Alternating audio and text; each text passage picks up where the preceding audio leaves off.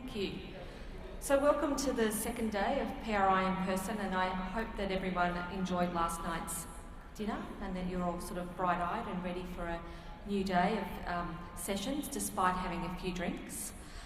There was certainly some interesting dance moves happening on that floor last night, so I hope those people are all okay.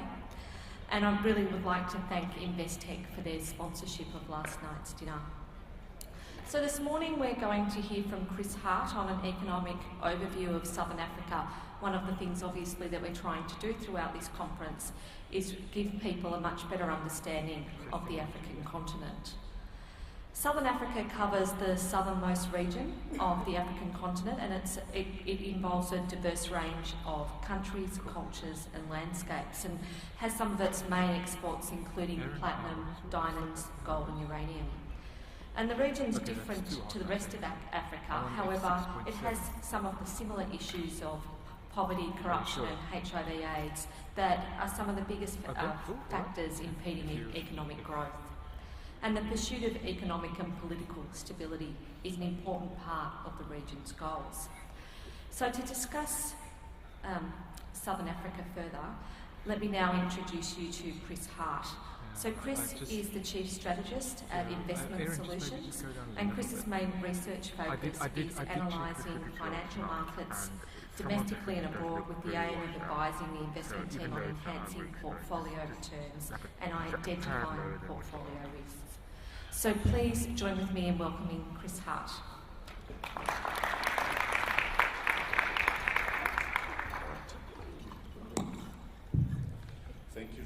Thank you very much indeed. What can I say? But it's a topic that's very interesting at the moment because, in a sense, Africa has started to open up as an investment destination because it has had quite a bit of growth. And so I want to talk about that. Some of the issues I want to talk about, for instance, are what are the global externalities that are feeding back into the continent, and also the opportunity costs that are starting to emerge. And look at the growth paradox that we're seeing at the moment. And then that says, where does South Africa fit into this? Are we a leader or a laggard? And then close off on some of the African megatrends. And the first thing I want to talk about is specifically in terms of the global economy, what is actually happening in terms of policy, because policy is in fact probably overarching at the moment. And we've got, one of the things of policy is to keep interest rates as low as possible to try and get the economy going. And we've seen the US, Europe, etc. bring interest rates to zero, close to zero, for the last four years already now. And they're looking for maybe even another year or two. But I think it's more correct to say another year or 10. Because if you have a look at the Japanese experience, they cut interest rates to virtually zero 18 years ago. And they still cannot get out of it. And I have a feeling that this is a monetary policy trap. And with this, they have also added an enormous amount of quantitative easing. And that quantitative easing has led to a rise in debt. And you're starting to see things, the debt levels starting to go exponential. And that means the debts itself are looking increasingly like a Ponzi scheme. And that Ponzi scheme is there because as the debts are rising and escalating, the debts themselves are very similar to the debts are being incurred for consumption reasons, not for investment reasons. Because largely you've got governments that have promised to their electorates more than what their tax bases can bear. And in that context, they're busy borrowing that sort of difference. And you say, what is debt other than borrowing future savings? And when you're borrowing debt for consumption reasons, you're effectively taking economic activity from the future and bringing it back till today. And effectively, you then need more and more of that debt to keep going, and that's what's happening. At the same time, you've got governments are tapped out, consumers are tapped out, and the ability to absorb this debt is starting to actually level off. And this is why I think we're looking at some sort of instability. because of this, because of rising debt, you're starting to see the advent of what we call financial repression. Financial repression is one of the techniques governments use to try and reduce debt. And there's a number of areas that we that are being used to actually generate financial repression. One is taxes. Taxes are escalating and proliferating. You've got countries like France where more than 50% of the GDP is taken by the government in tax, and then they complain about tax evasion, where effectively tax evasion has become a survival strategy more than anything else because of that. And with those taxes comes an increasingly amount of red tape, because each tax requires its own bureaucracy to actually collect. In addition to that, you've got monetary and fiscal policy where you've got interest rates being cut below inflation rates, and that's one way you're actually taking value from savers and transferring it to borrowers. And negative real interest rates are embedded in the economy, and this is, or with the global financial system, and they will be for a long time to come. And that, from an investment point of view, is going to have quite big implications as we go forward. In addition to that, we're going to see the advent of either inflation or deflation, because the way you deal with unpayable debt is either you inflate it away or you deflate it away, you default it away. But we're also seeing the advent of another little cancer called the too big to fail, right? That's also there, which is also sucking resources out of society when they are actually failing. And that combination is basically where we, from an investment point of view, you've got to actually start to run for the hills, because effectively investors are increasingly seen as a pot to plunder, especially in the developed world, as financial repression is on the rise. It's actually quite ironic in a conference where you're talking about financial responsibility and the principles of responsible investing, etc. All right, and it's from a United Nations sort of platform. It's an intergovernmental organization, and as the private sector is trying to become more responsible, governments are lurching into this irresponsibility. But from an investment point of view, it means that the big investment divide is really between assets that depend on confidence and real assets that have their own embedded value. And this is basically where you start to see Africa come to the fore in terms of the actual investment environment, because you start to see things or opportunities start to open up. So when we look at the African story, there is an enormous paradox that I would suggest, because the historic experience on the African economy is whenever you've got a global slowdown, the experience in Africa is that Africa would slow down more than the rest of the world and take longer to recover, because the African economy was so dependent on the external environment. Economies are dependent on single commodities, for instance, that's rife across Africa, tiny economies that really have no internal capacity, etc. And yet when we come to the global financial crisis, right, the global financial crisis hits, and what do we say? Well, Africa then should have been hit harder and taken the longest, and the actual experience was it was hit the least and recovered the quickest. So something has changed. And we know that with Africa there are enormous problems. There are problems with infrastructure, there are problems with governance, there's problems with the weakness of institutions, for instance, and regulation, which can be diabolical in many cases, because the regulations basically give rise to corruption. Regulations basically, you could say, are what I call the salary supplement opportunities that you give officials when you're paying them low salaries. Wonderful, great, and that is the Africa that we know. But as I say, 2008 reflected a shift, and I think there's been two critical growth unlocks in Africa. And the two critical growth unlocks are the improvement of governance. Now, governance is still weak, it is still poor, but it's on an improving trajectory. And this is basically you can stem from where you see good elections taking place. So when you look at good elections, I'm talking about elections where you can actually have a change of government peacefully through the ballot box. And we've seen this recently in Kenya, in Ghana, etc. And so when we have sham elections like we've just had in Swaziland and Zimbabwe, it is a setback. But I would think Africa has changed from the one step forward, three step backward continent of the 60s, 70s and 80s into the two steps forward, one step back kind of continent. And we are seeing it forge ahead. So the improvement of governance is important, and I'm going to talk about that again a bit later. But the other huge unlock is the advent of cellular telephony, because cellular telephony has enabled ordinary Africans on all levels of society, at all access points within the geography of the country, to actually start accessing the modern economy. All right, and often with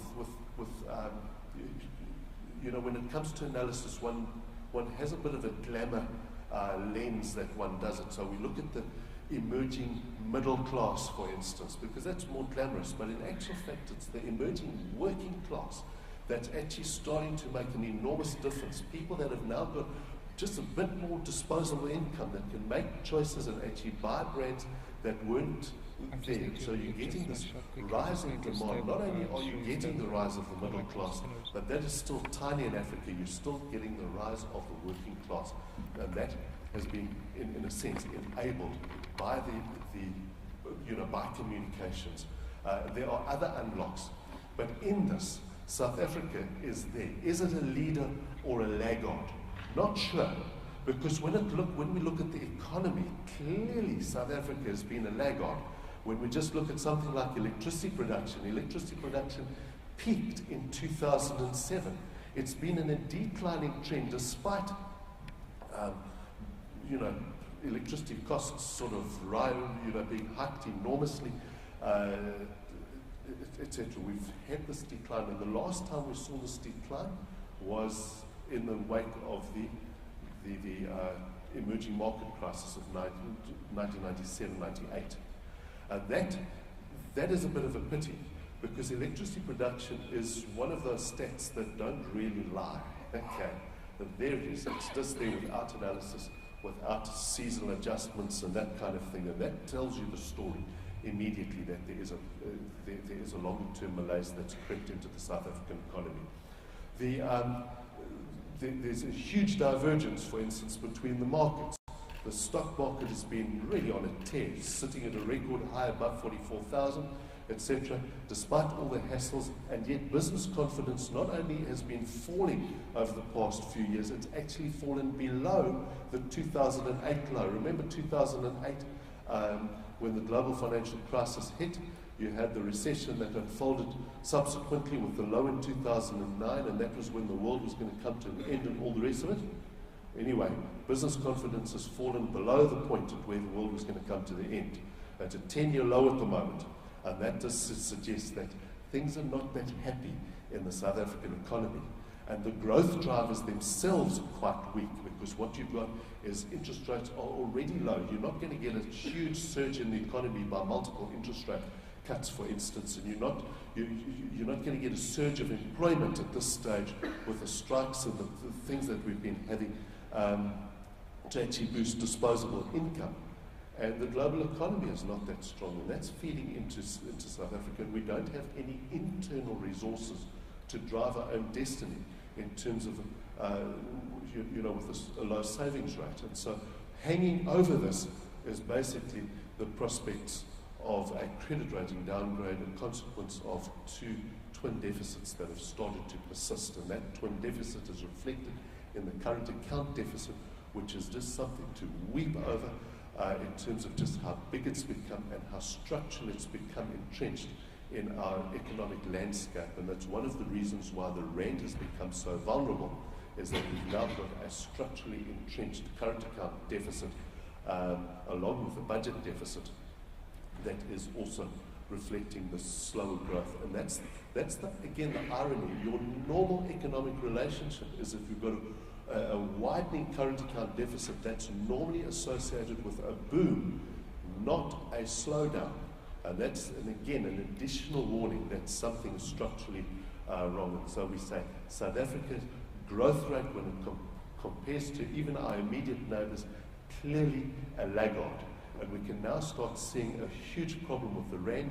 The rand usually following what we call risk on and risk off. So when capital is flowing towards risk, you'll find that the rand strengthens, and when capital is actually becoming risk averse, the rand actually weakens. And we've seen that, except in the last year or so, you've started to see again a divergence where the rand is weakened during a risk on period. And that would suggest that if we ever went into a risk off period, and we're sort of seeing a bit of risk come about with the American government stoppage, etc., the rand could weaken any more. And so that clearly says the South African economy is something that's struggling. It is a laggard on the African continent, and yet that's not the only story.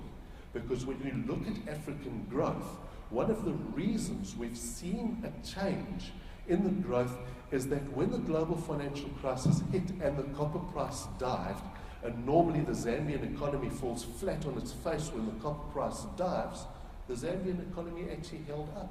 And the reason for this is that the growth in Africa has become multi-sectoral. Number of sectors that are now starting to drive growth, whether it's agriculture or financial services or tourism or mining, telecommunications, etc. The multi-sectoral growth is there, and the reason that's come about is basically from 1994, the South African economy started to be integrated into the African economy. And why that's important is that South Africa is the only strong multi-sectoral economy on the African continent. And with that, the investment from South Africa into Africa, whether it's in retailing or whatever, has reflected that multi-sectoral nature. Up until that point, investment into Africa tended to be in resources. So the Americans would be investing in Angola oil and etc. And you could see that pattern across there in terms of reinforcing that single commodity type of economies. And so that's one of the catalysts that we've seen for change, and that is one of the big mega trends that we have had on the African continent. Is firstly, the growth is no longer resource driven, etc. It's not to say resources are not important. They are hugely important and still very dominant in the on the African landscape. But you've now started to see multi-sectoral growth coming through. And so when the global crisis hit, there were other sectors that were able to start to carry the growth. But there is more, because there's other things that is happening quite clearly on this thing. Firstly, in terms of the macroeconomic management, what you've seen is a rise in the growth rates and a fall in the inflation rates, in the aggregate inflation rates. Now, that's been happening over a long period of time. That can only happen if you are improving your macroeconomic management. In other words, it's not a single year blip that you saw fall in inflation and a rise in growth. This is something that's been happening over time, and the growth in particular has taken off since basically after the emerging market crisis. That was, you could say, from 2000 onwards. The African growth has really taken off. You can actually see in many instances countries with GDPs of X in 1990 had the same GDP in 2000, all right, in US dollar terms, and then from 2000 it's taken off in an incredible way. The other thing that would be an incredible irony, if you were to go back 10 years and put down in lists countries that would be profligate and have budget problems versus countries that were, model citizens, etc., and running their affairs quite well, Are you there? Would you have put Europe in the country in the list I just need that's to do an profligate? adjustment again, just make sure you're And stable. Africa in the list that was actually running their affairs quite well? And the answer is no. This is just budget deficits that I've got just listed there that we had in 2010, effectively when the global financial crisis was really being reflected in the numbers. Okay. And this table shows, firstly, a number of things.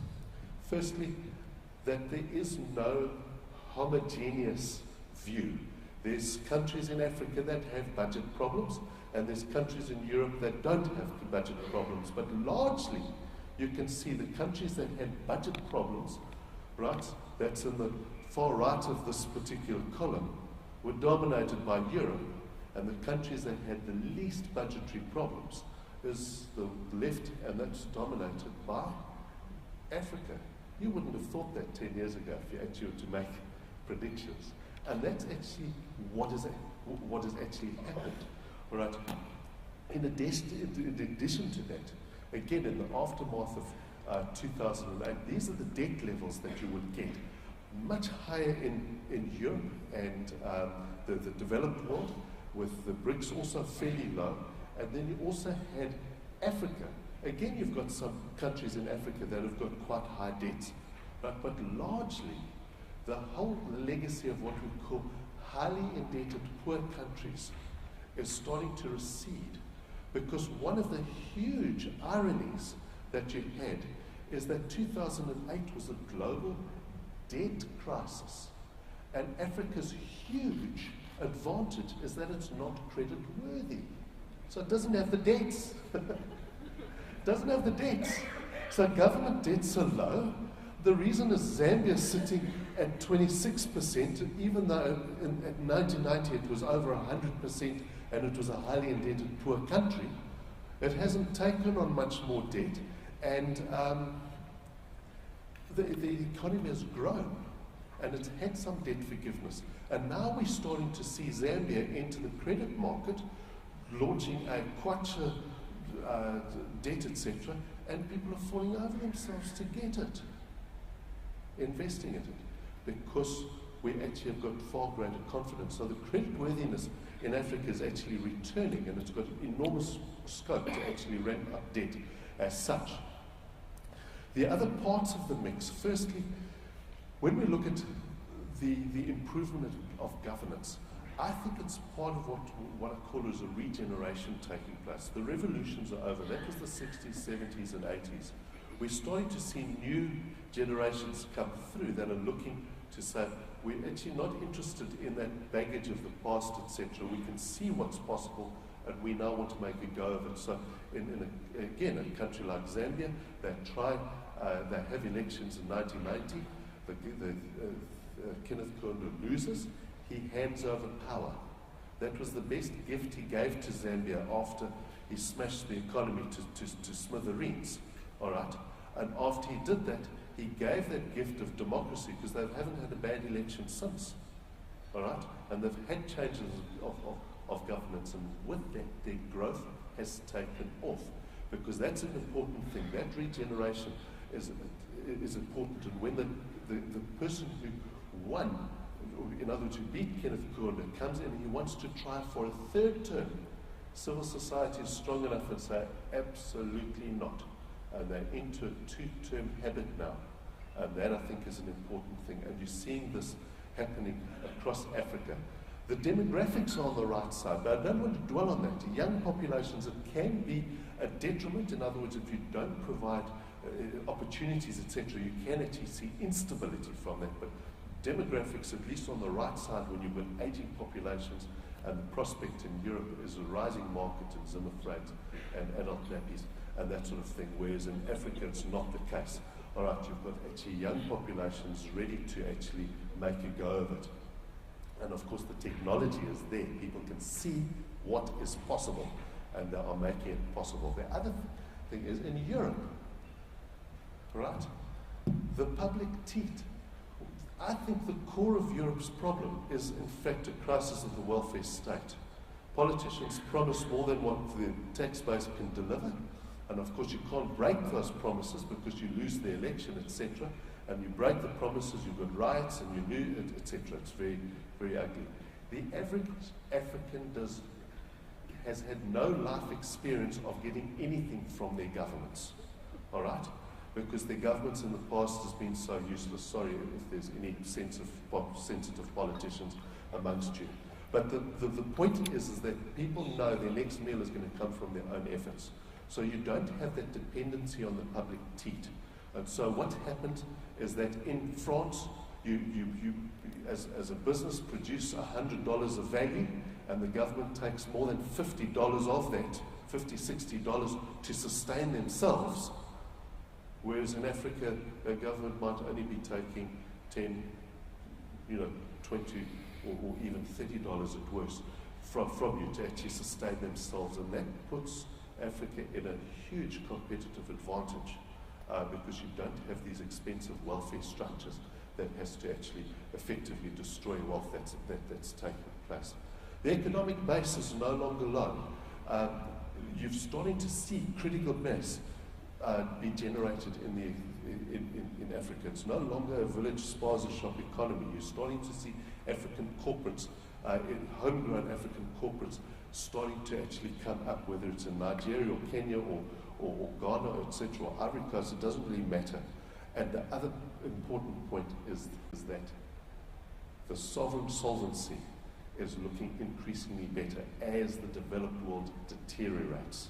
And so we've seen these improvements not just on a relative basis, but also on an absolute basis, which is making quite a big difference in terms of the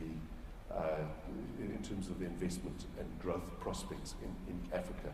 And so when I say no longer off a low base, just have a look at this. Nigeria in 2000 had a $46 billion economy. It's now over $260 billion. All right. Angola, same thing, $8 billion economy, now over over $100 billion. And you see these enormous quantum leaps that's happened, especially since 2000, that we've seen this enormous growth in the base. And that's what's helping, again, to generate mass. The only trouble is you still have got liquidity problems on stock markets, etc. But these things are improving quite a bit. When we also talk about political risk, when the S&P comes and measures political risk and whether a country is good or not, etc., they would look at the institutions. And I agree, in France or Italy, the institutions are much stronger than those in Kenya or Ghana or Zambia, etc. But I think when you've got governments that are heading to bankruptcy, how do they treat you as an investor? And they treat you as a pot to plunder. And that, to me, is political risk when it comes to investment. Whereas you can go to these countries, and as an investor, you'll get the red carpet treatment, investor protections, and tax holidays, etc., because they understand investment is critical to actually their upliftment. And you're starting to see that, but it's not just a one-way street. One needs to appreciate that the story is more complex because Africa is not a homogeneous place, right? But effectively, the jurisdiction risk is actually shifting, and Africa is becoming an increasingly attractive jurisdiction to actually look at as an investor, as an investment destination. The developed world are scoring own goals, and this is where the opportunities start to come. Because when we look at the opportunities, the developed world are also busy snoozing, because countries like China and India are also entering into the continent, and they come with a completely different attitude. The British will come to an investment and say, oh, I think this is a lovely mining opportunity, etc., but there's all these barriers to entry, like there's no infrastructure and skills, and the Chinese will arrive and say, this is a lovely resource opportunity, and it also looks like there's also a road building opportunity and a hospital building opportunity, etc., and they come up with a much better package. And so basically you're starting to see an increasingly confident, assertive Africa, with, instead of trying to sell assets at a discount, are now in a position to start actually commanding more of a premium in these things, because these big powers are looking for strategic relationships, and this is basically a shift that's starting to take place. So when we then take the overall picture, you've got a rising trajectory. The investment timelines are getting longer. Now, the concept of an investment timeline, if you're a dictatorship, all right, and the reason you're in business is because you bribed the dictator, His Most High Honourable Excellency President for life, who's actually a thief, all right, and you're in business, and then he gets overthrown, all right, and a new guy comes in, and that new guy associates with the old guy, so you get turfed out, or you now have to bribe him. Essentially, if you're in business under those circumstances, you make hay while the sun shines, because you don't know how long the sun is going to shine. But the moment you start having things taking place under constitutional arrangement, that timeline starts to stretch. The government changes, etc., and it doesn't matter. Your business plan can go through there, and that drives down the costs and barriers to entry in terms of the economy. And in fact, what happens then, if you're in business for corrupt reasons, you actually then get turfed out, and that starts to clean the whole environment out, and so you get this improvement in the actual business environment, and it becomes increasingly attractive as such. And so when you've got falling inflation, what happens? Your interest rates also start to come down, right? Can you just think, if you've got a 30-year project, and infrastructure is one of those things, long timelines, mining is another, long timeline. If you've got 30% interest rates, how do you actually get these things going? Okay? And that's one of the reasons why, for instance, it's important that these constitutional arrangements are in place. Just think of South Africa, for instance. The gold mining industry, and I know we've had historic problems, etc., but gold mining took place under constitutional arrangement. Private sector did it, but my gosh, it actually paid for the development, the skills, etc., that happened in South Africa. Where's the Nigerian oil revenue gone? Right, it's dissipated. Right, and that's why it's so important that the constitutional arrangement is there. And with that, all right, as Nigeria's improved, look how it's just taken off. Now that the oil revenue is actually being accounted for, etc. So the investment timeline is getting longer because of improving governments, the improvement of sovereign risk. Africa offers three huge investment advantages. There's yield on offer, there's growth on offer, and there is solvency on offer. And that's what's not on offer in Europe at the moment. And that's one of the reasons why we're starting to see an improvement in the African investment landscape. Thank you very much.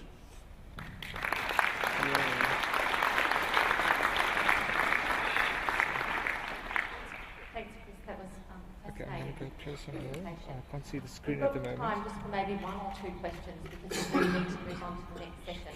So there's one over here. Okay, We'll just wait till I've got to hurry up.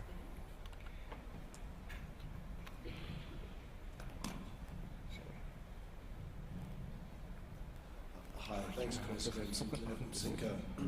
I think you're a little unfair to our British forefathers and the country of the United Kingdom.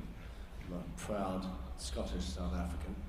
And I would flag in that humorous caricature you offered. Serious downside sometimes when you have, let's call it the integrated Chinese we will develop for you model, which again, broad stereotypes averaging out, billions of Chinese people, but in those situations, we've also learned in Africa that things can go wrong and sometimes quite badly, and you will also recall that the Nigerian central bank governor recently spoke about Africans need to demand deals, otherwise they'll be outdealt by Chinese, because again, making a stereotype in these situations, the Chinese will push for the hardest deal.